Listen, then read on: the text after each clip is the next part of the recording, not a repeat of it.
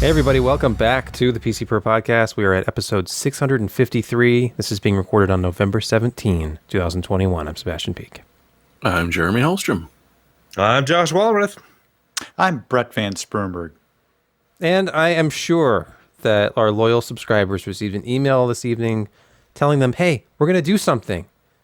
Go to pcper.com/subscribe to find out what that something is. In an email, you can support this podcast, the site. Go to patreon.com/PCPer. That's patreon.com/PCPer. Put your name in lights. Let everybody know how much you love this for some reason, and you want to make sure that we keep doing it. Just for you. There's a surprising number of dedicated people who seem to enjoy this kind of thing. You're welcome. We need to find out what they want. Let us know what you want. Let us tailor it to you. You've bought us. I hope you've shaved recently, Josh. Okay. There's no burger of the week. Josh let us down.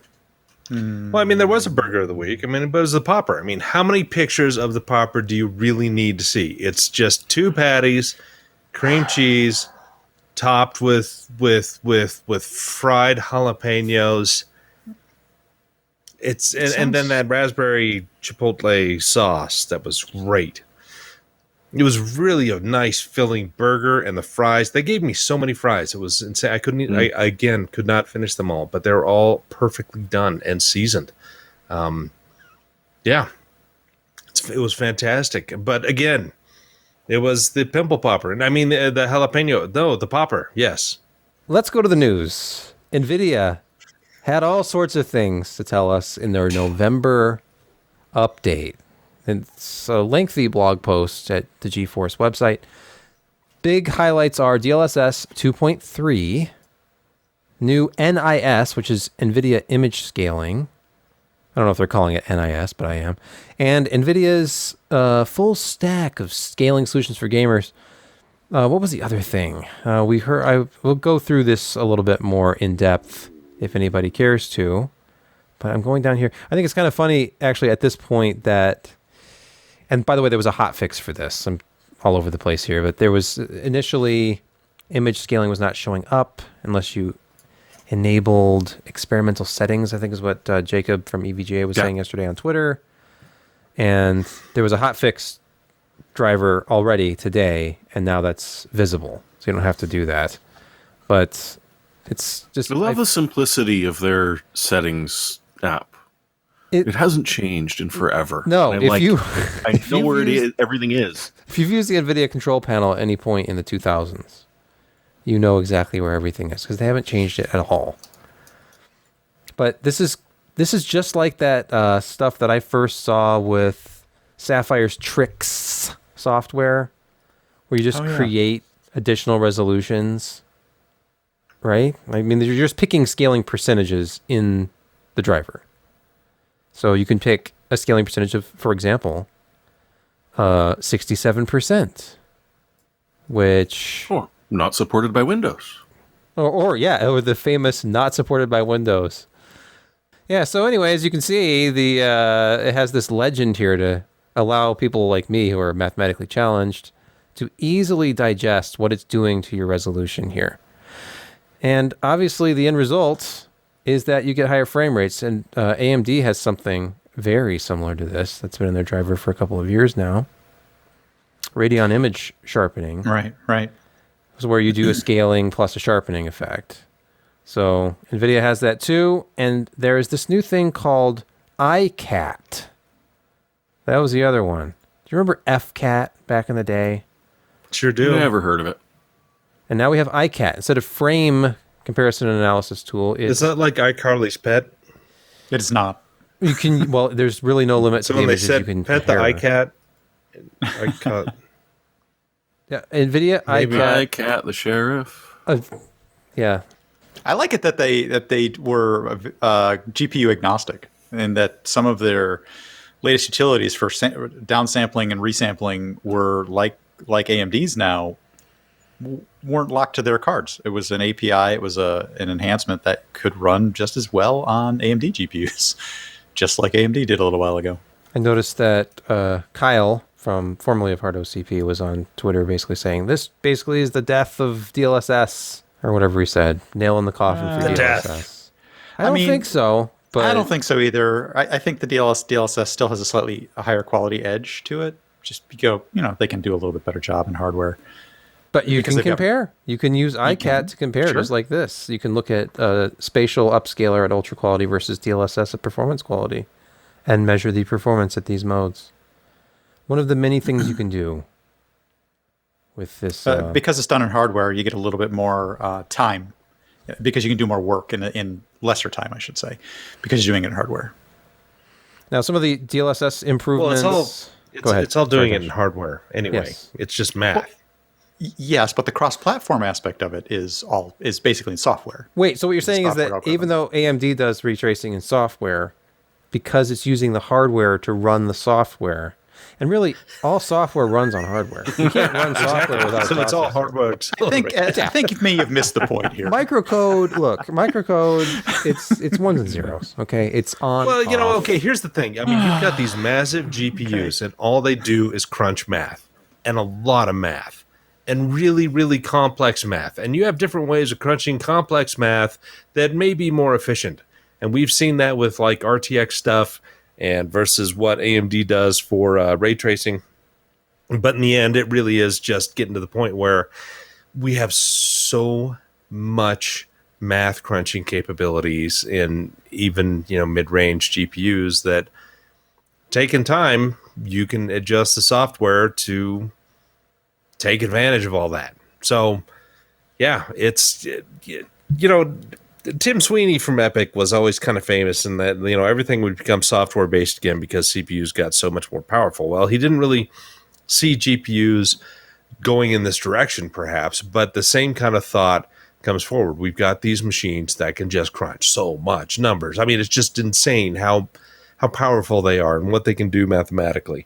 And in the end, it's all just math, and it's getting the software to be able to leverage that functionality and that performance, and you've got them doing a lot of the same things. And now, maybe we will hit a singularity in some 13 years where we're just so dense and can do so much math and just be so general purpose that it's all going to be software from here on out. But at the point that we're at now with AMD's thing and DLSS, I mean, yeah, DLSS does have an edge, especially the 2.3 version. They've fixed a bunch of things and doing some interesting stuff. But yeah, we kind of need to focus what we're doing and think, it's at the end of the day, it's all math. Who could do math faster?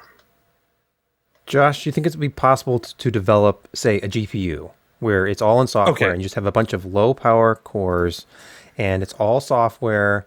You could develop this there where you are. You could call it name it after the town. Laramie. I get called Laramie instead of Laramie. Yeah.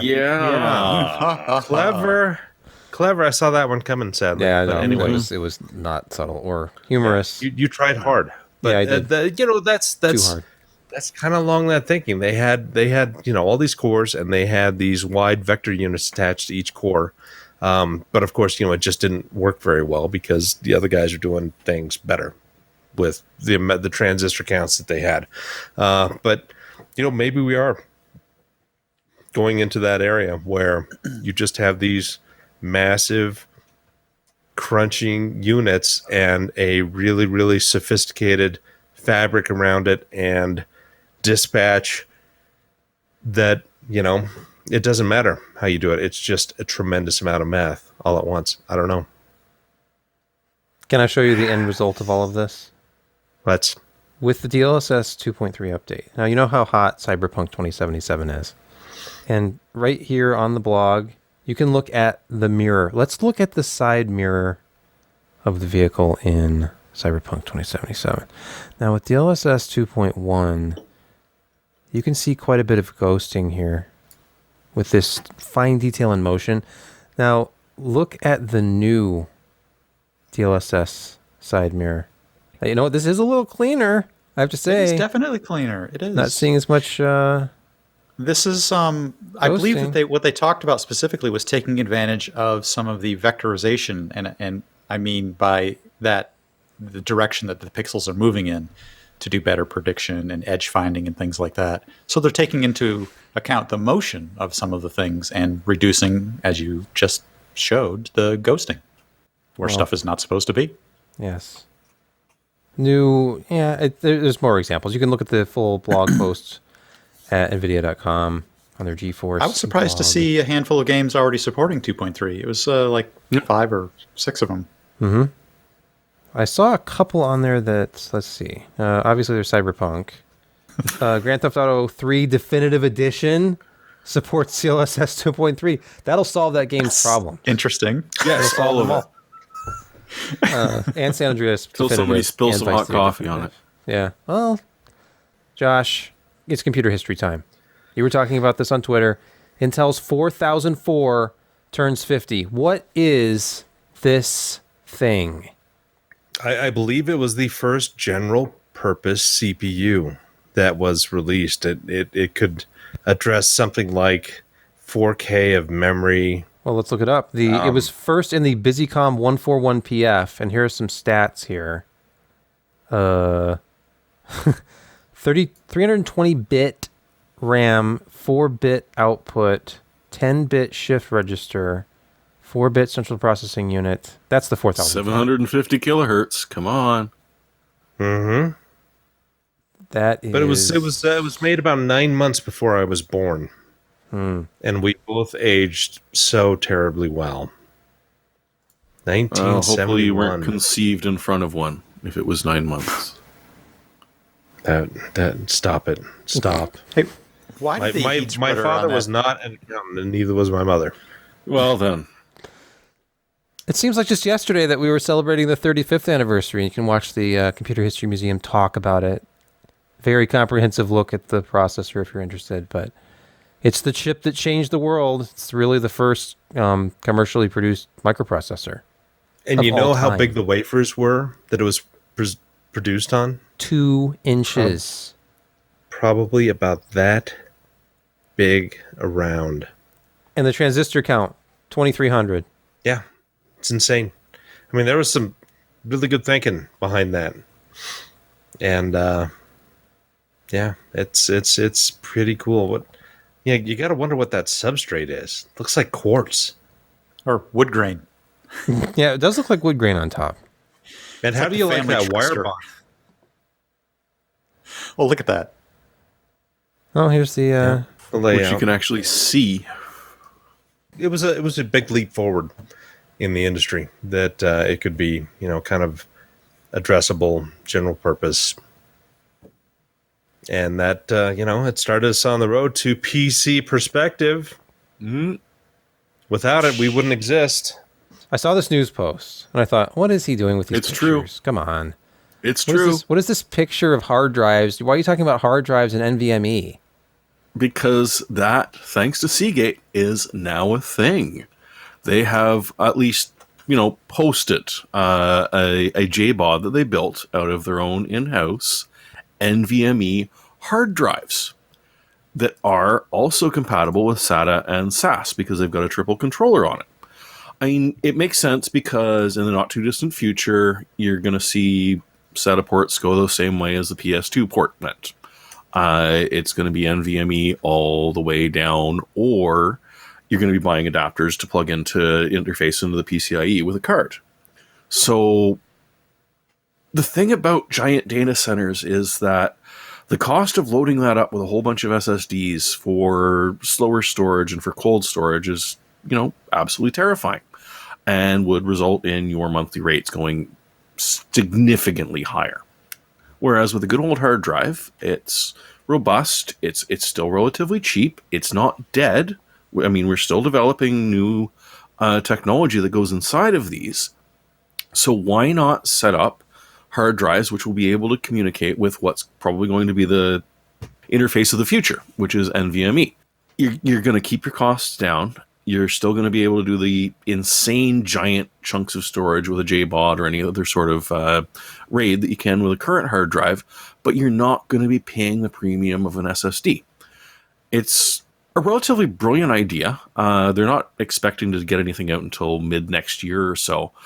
But yeah, I mean, it might actually spell the end of tape drives.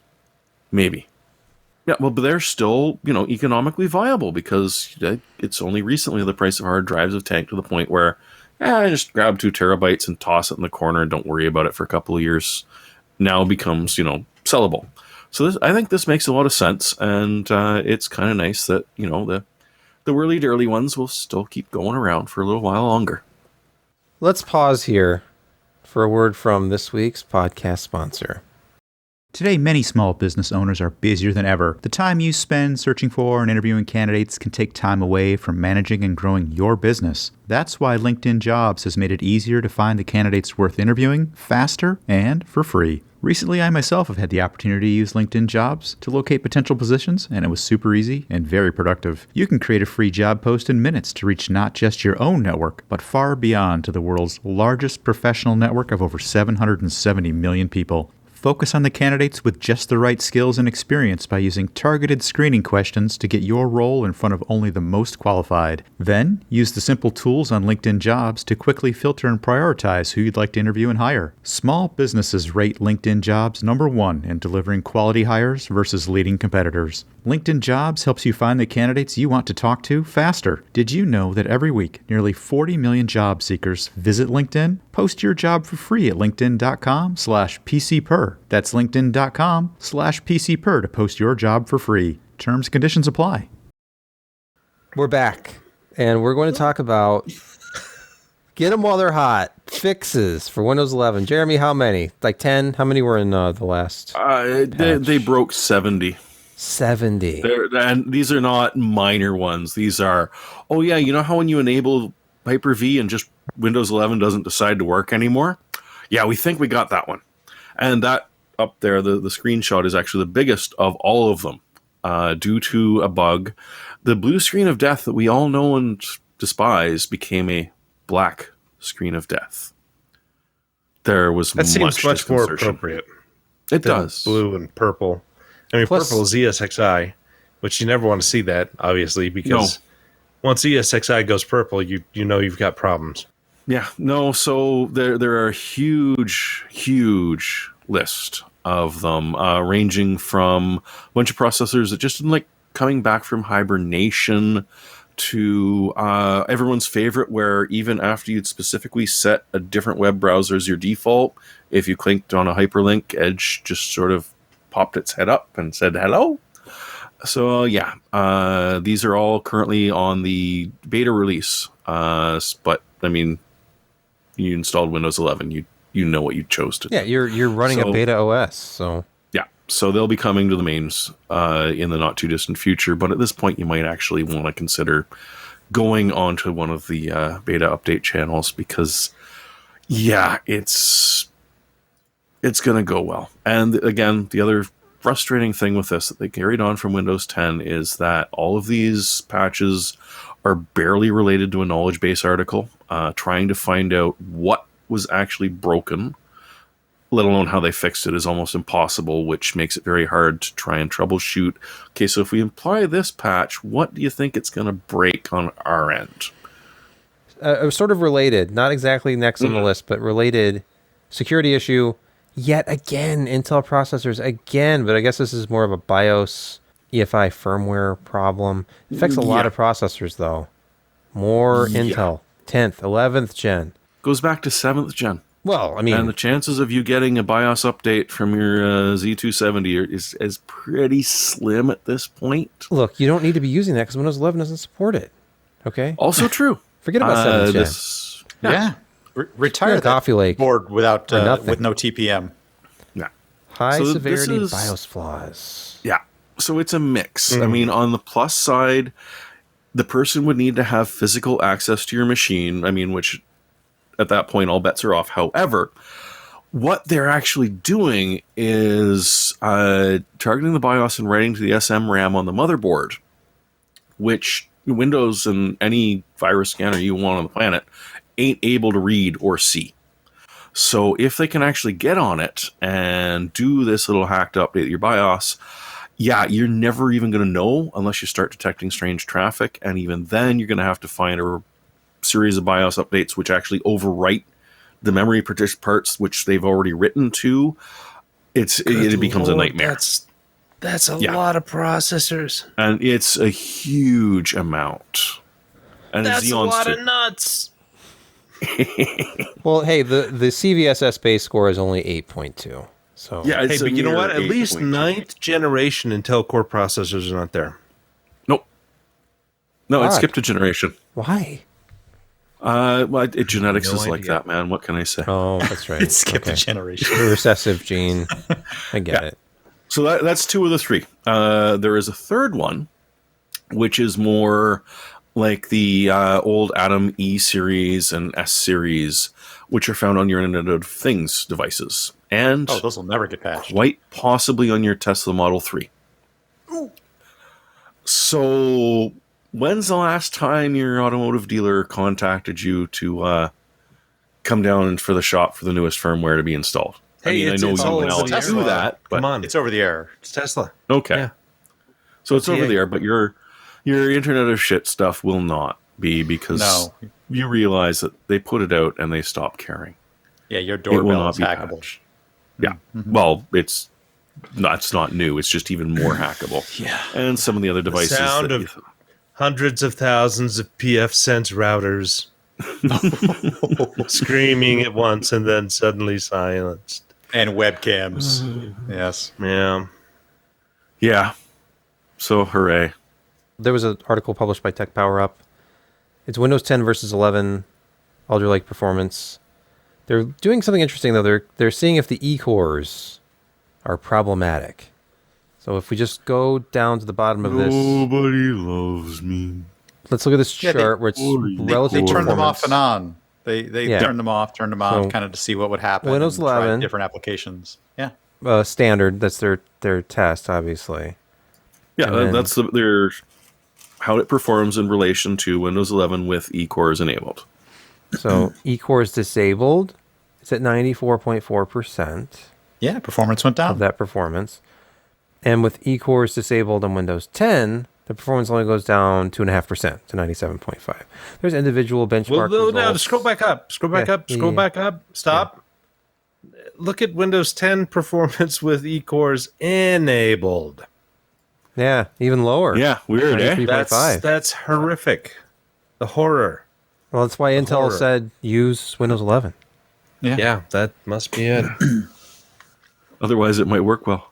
It's not everything, though. I mean, it depends on what they're testing, because I have seen, others have seen slightly higher performance with Windows 10. Well, like this Versus chart you're 11? looking at right now. So here we go. Have you seen E-beams sparkling through the vacuum? Off the shoulders of Orion. Yeah. But yeah, so there's one where Windows 10 Super beats the snot out of it. 343 seconds versus 363 on Windows 11, and then with eCourse disabled, same score. So that's just, let's see, W Prime. Yeah. Windows 11 Does not like Windows 11. 74. Ouch. Not optimized. Clearly, there's some optimization. Yeah, but look at Windows 10 with Windows 10 with the same everything processor, 52.7 seconds. Windows 11, 174.3. Did they forget to turn the P cores back on? What happened with this? Hey, Cinebench Well, R23. look how. Just scroll back up and stop. I mean, E-core is What do they move disabled, and Windows 11 is 86 seconds. Mm-hmm. That's ludicrous, dude. This has been the issue with ARM stuff for a while, and cell phones. Is the OS and the software needs to be really aware of what is going on with hardware, because we live in this world of pretty powerful cores, and there's a lot of them. And then when we change things to we've got some pretty powerful cores, we got some other ones that are not, and it's just scheduling. Scheduling is so tough, and then dispatch is tough too, and decode and all these other things, and pushing it where it needs to go. It's it's not easy. And there's a reason why Intel is the first one to be doing this in the x86 world 10 years after Big Little in the ARM, because it's an issue. It's hard. Tools are only really catching up, and we've still got a ways to go, obviously. There are certain conditions where Windows 11 with eCores enabled is actually better. Check out, I don't know if you can zero in on it in that particular article, but the sort of the punchline of that is gaming performance in general between Windows 10 and Windows 11 on Alder Lake really didn't seem to make a whole lot of difference. Depends on what you're testing. There are many instances where Windows 10 is faster. Okay, And fair some enough. instances where Windows 11 is faster in games. But it didn't give up a Do you know lot. why one way or games are another. such a problem? It's the nature of games, because Yep. it's not like a workload that you can kind of it's You can't dynamic. optimize for it. Yes. And well, you can't optimize for the human being behind the mouse, and they make strange decisions, and they do things, and they CAC is a switch into thing. different areas, and they swing Yeah. around, and they do 360 headshots, and it's just it is a more dynamic software environment than, and I mean, Intel had the edge for so long, and then AMD came back, and then they added a buttload of cache to everything, and they're doing really, really well. And yeah, it's like the Kobayashi Maru of workloads. I mean, there's no real winning strategy, because the randomness of the people actually playing the games it's just there, and they have to account for it in software. And yeah, it's crazy. It's crazy. Let's talk about the fact that, to no one's surprise, The Elder Scrolls 6 will not be on PlayStation. Can you believe it? A Microsoft-owned studio won't be releasing on PlayStation? It seems weird, right? Okay, but they're going to release on PlayStation 5 years after. Maybe. For the and anniversary then edition. milk it for the next 15. They're referring to this, and I believe it said as a decade game. I think they meant to imply it was like a once-in-a-decade game, but after what they've done with Skyrim, I think what we mean is it will be the game they'll release for the decade after it first launches. Again, and again, and again. That's funny, because I did spend a few dollars to upgrade my... about to. Just finished a couple of things, so I got space. I've never actually played a Stealth Archer. I might try that. Cherry. They make the MX key switches. Cherry makes the switches in a lot of mechanical keyboards. I'd never actually looked at one of Cherry's mechanical keyboards before. We looked at a Cherry keyboard a while back, the Stream desktop that I'm actually using right now to stream because it's so quiet. It's lovely. But they make something interesting. This is called the MX Board 3.0S. And here's what's interesting about it. The frame of this keyboard is what appears to be a single piece of extruded aluminum. And then the keycaps, it comes in a black and a white version. This is the white version that they sent. It can't be extruded. It's got to be stamped. Okay, look. Hold on. But still, No, it Josh. looks like it's a It's solid extruded. Look piece at the of aluminum. Look at the aluminium Oh, well, never frame. mind. Thank Oh, you. look You're at that. Yeah, okay. It is an extruded piece Extrusion. of aluminium. It's an extrusion. And then chopped to size. And then they put these plastic caps on each side of it. And there's these little rubber feet on the aluminum. Actually, what's interesting is these are caps. You can pull off those caps. And it comes with these two metal screw-in feet. That's how you do the height adjustment. Two metal screws.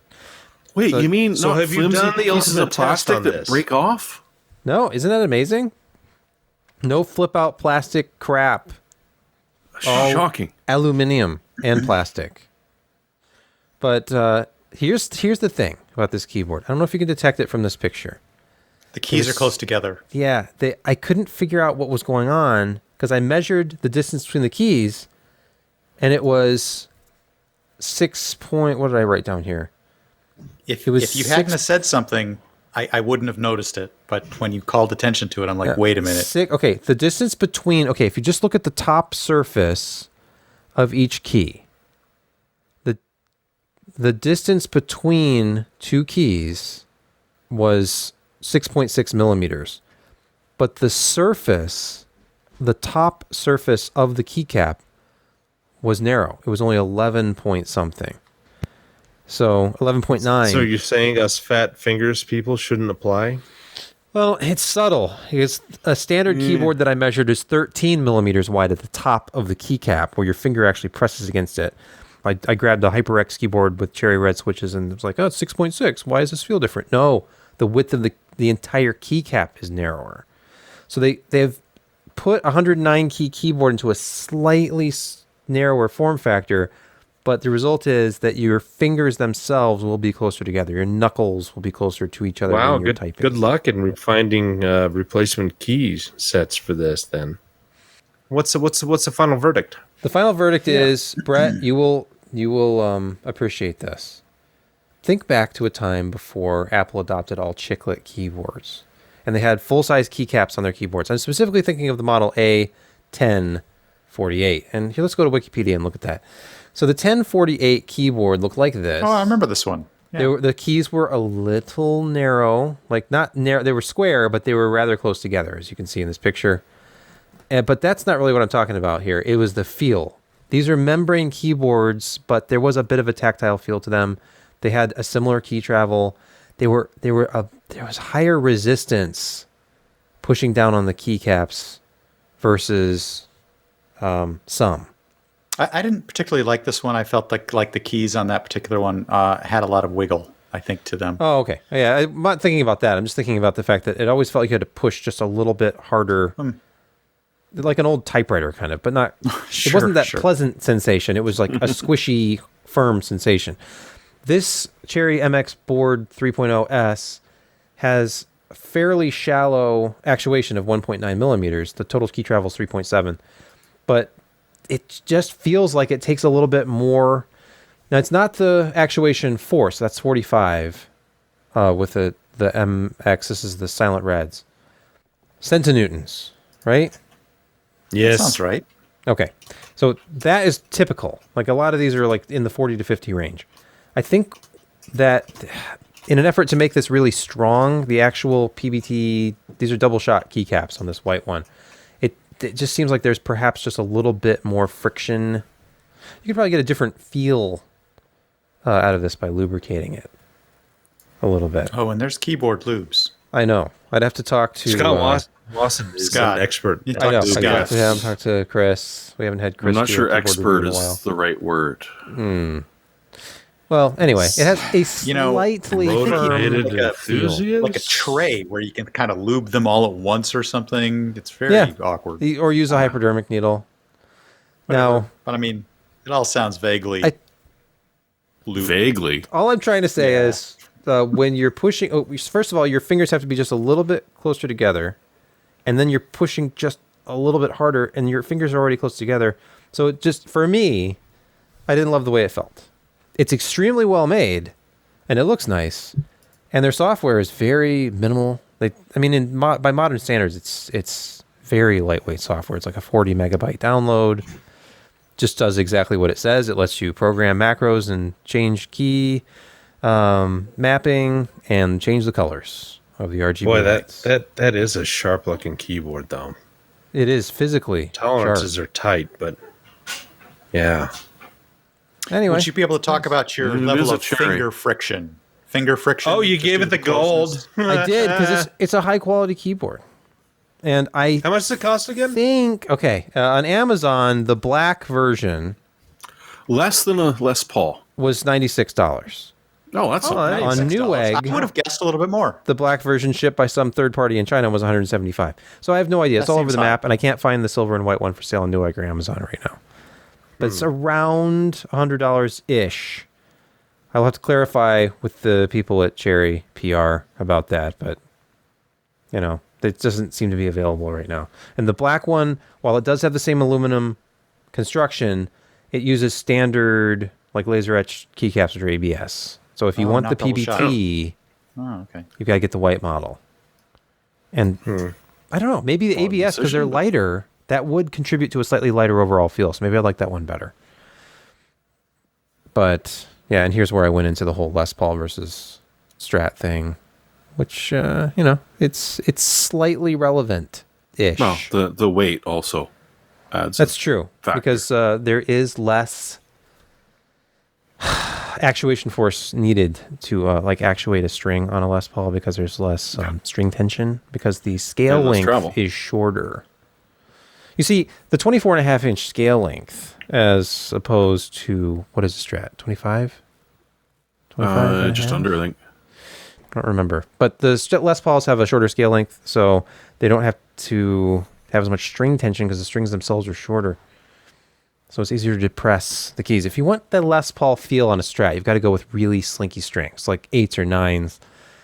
Even if you were playing 10s on the Les Paul, to get that same feel. And still, it wouldn't work. No, I mean, it won't give you that fat tone unless you put humbuckers on your Strat. At that point, why do you even have a Why Strat? you have a Strat? Are you even talking English? Look, I lost him at hello. Talking I don't rock and know, yeah. roll. yeah, man. Let's go to picks of the week. Josh, did you come up with one as we were doing the show? Sure. For a 4-year-old game that I played, quite a bit. Senua's Sacrifice, Hellblade.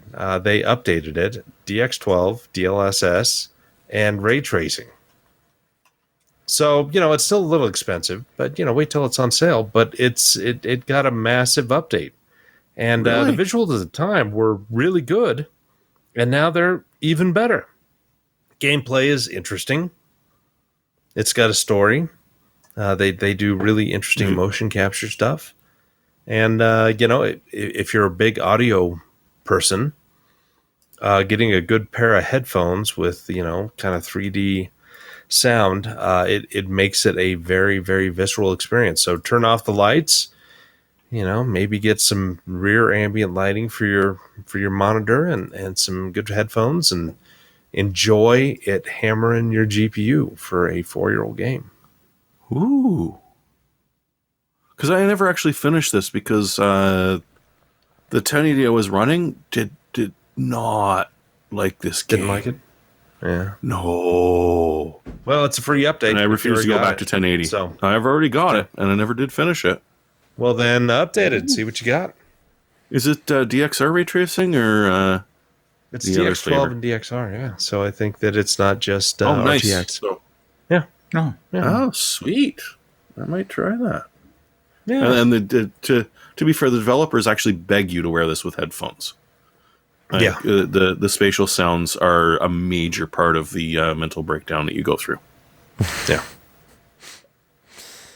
Spatial audio is very Because hot I right need now. more mental breakdowns in my life. Well, someone else's, it's cathartic, right? yeah, I can enjoy it for a change. All right, Jeremy, what is your pick this week? I don't remember. Think Thrustmaster. Oh, yeah. Holy crap. So when the new flight sim came out, HOTAS became unobtainable for anyone who wanted to invest less than $500 or $600 in.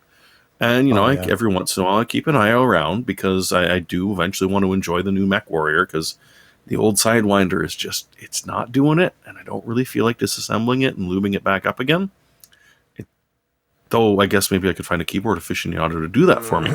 So yeah, the Thrustmaster. So not even like an odd-off brand.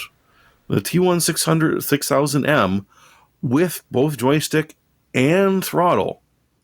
Hall effect, nonetheless. $170 in Canada. Same in the States. I don't know why. I don't know why. It's apparently gone out of stock since I put one on hold. Well, at that price. But seriously, yeah, it's in stock January 9th. Yeah. This is a stupidly good deal. Although I see a Logitech GX52 up there that's also $199, which is not too much better. Because usually when you're shopping for these things in the last year or so, they start at $500 and go up. I saw that. Yeah. So yeah, if you're looking for this and you got someone who really likes you and might buy you a present, worth putting on the list, even if you're going to be waiting for it for a while. I was gonna try and buy one to finally get serious about playing Elite Dangerous. Actually, You want to know something Thrustmaster crazy? Oh, crazy. Crazy as Josh. The Thrustmaster TCA Officer Pack Airbus Edition. You can get that for looks like $220. Jeez. Wow. That's super inexpensive. Yeah. For I don't know what's going on. If we've that's- got a whole bunch of new stuff coming out. Where's that, Josh? That Well, they got Newegg or the Amazon? Boeing one. They got the Boeing yoke coming out. It's like an all metal frame. Really interesting. It's a replica of what's in the 787. So I that's see kind of it. cool. Thrustmaster TCA Captain Pack Airbus Edition flight controller. Look at that. That's kind of cool. Yeah. Parking And it, brake, Josh. That's it detail. seems pretty smooth, and I'm so considering it. Just do Even it. says Airbus on the front of the joystick. I hate that. Make sure that you get the MCAT update. You don't want it to be crashing anywhere. You don't Josh. want the Thrustmaster TCA Yoke Pack Boeing edition? I don't think that's what he meant. Josh, just order it and have it shipped to work, and then smuggle it into the house Yeah. Something like that. like an honorable American. I am not honorable. Okay, Brett, what is your pick? Anyway. Well, we've talked about this a few times, and the prices are falling on more than gigabit switching. A lot of motherboards, both Intel and AMD boards, are starting. Well, many of them are now shipping stock with 2.5 gigabit internet.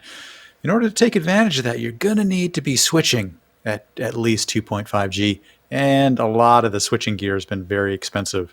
So whenever there's a sale, I'm a big aficionado of network gear. So here's a sale on a 5-port 2.5G switch from TP-Link, $20 off currently, $109. It's relatively inexpensive for 2.5G switching across all 5 ports. And it's a metal case. Yes, it doesn't suck. This is Yeah, good. $20 isn't a lot, but there's not a lot of room to move on these right now. They've been expensive, really expensive for a long time. So anytime you catch a sale on one of these, I know it's, 5 ports is not a lot.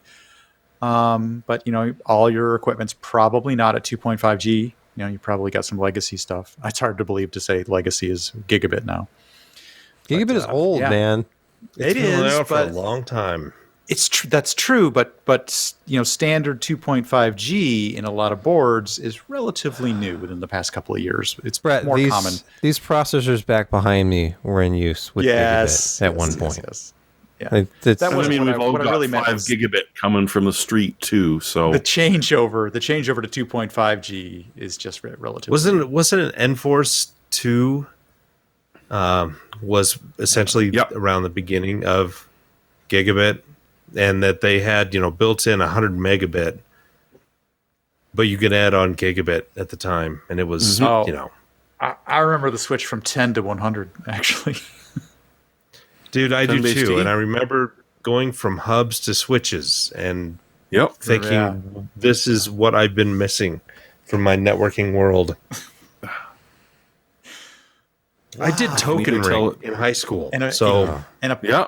a networking appliance that's aware of the route. Oh my gosh. yeah. To Unix dumb terminals. We've been through it. I'm Although old. I kind of miss dumb terminals because, at least no one could break them, really. okay. Yeah, David Schwab has a good point. Hubs were really nice for watching traffic. Yeah. He's not wrong. They didn't Much like a red light is. It was just all there. You got all of it all the time. Your Dark Lord, if that switch had been made by Well, Apple, that it would is the be- very definition of throwing something at the wall and seeing what sticks. See if it sticks. Yeah. Yeah. Yeah, that Sebastian, switch you got to was made finish by your Apple. thought. And it on leaves that. a stain. $999. Yeah, how much Apple switching at 2.5G would have cost, but it would have been the last switch you would have ever needed.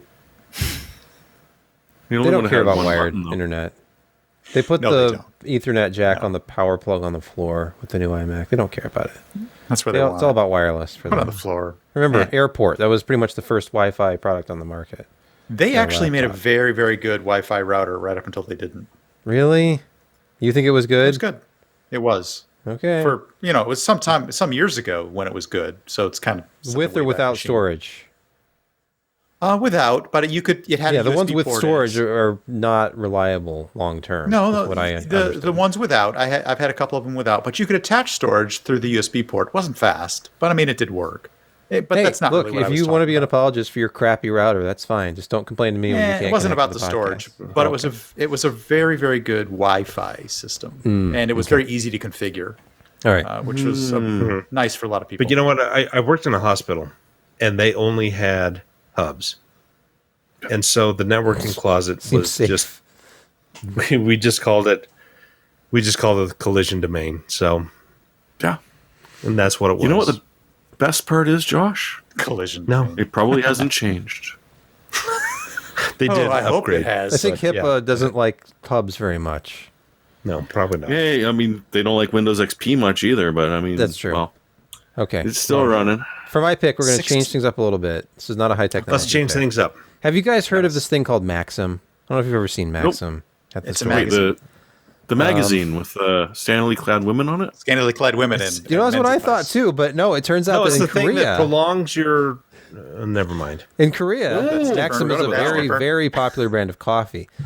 My wife bought a box of this. I thought it was either cat litter or dishwasher soap. It had a handle on the top, this big yellow box. But no, inside were 100 of these packets right here. And it ends up being about 23 cents a cup. It's coffee. But it's not just coffee. They sell just plain coffee. This particular one, the gold, is their most popular kind over there, I guess.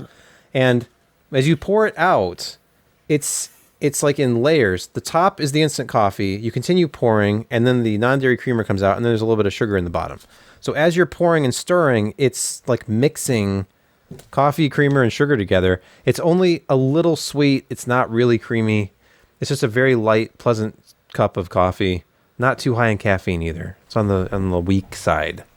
But yeah, it's good, and it's cheap. So whenever I have a taste for something other than just plain black coffee, like I could go to the local coffee shop and pay like $4 for a latte, or I could pour one of these into some hot water for 23 cents. So I do that instead. I've been enjoying these a lot lately. That's my pick. Still about $23 as on environmentally Amazon. friendly as a Keurig, though. That's our show for you this week.